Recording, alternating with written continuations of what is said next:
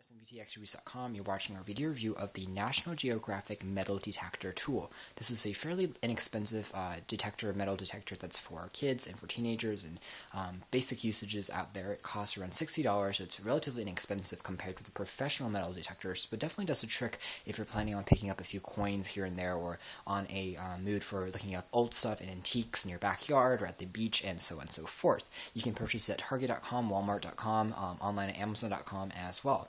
Taking a look at the design, it's a fairly small metal detector. One downside to this particular model is that the arm is really small and can't be really extended past this length, so if you are a very tall person, you have to kind of lean forwards just to use it. But for most younger audiences out there, this should work just fine. It has this nice slope to it that can actually work on all surfaces, including carpets, sand, and also the grass areas without attracting too much grit or dust, because the tips just includes the metal detector part and doesn't have any moving grit for you to collect any dust or grit along the way.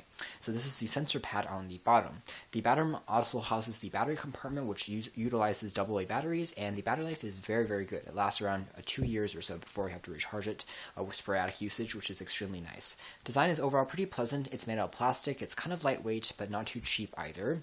The top of the device features a power on and off switch. A green light indicates that something is in range, whereas the red light just shows you the battery information as well.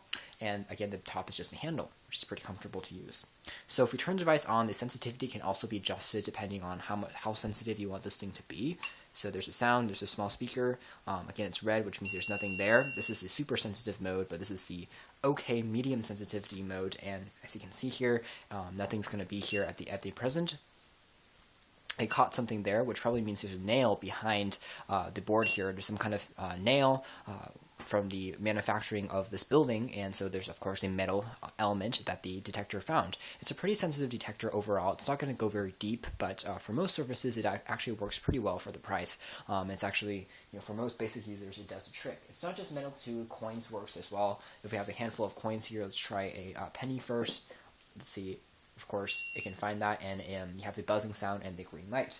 And if we try some other coins minted with different materials, including quarters and dimes, those work as well, as you can see here. And again, depending on the sensitivity, it works even better.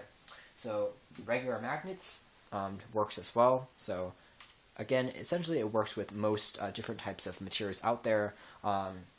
Traditional iron for the screwdriver works as well.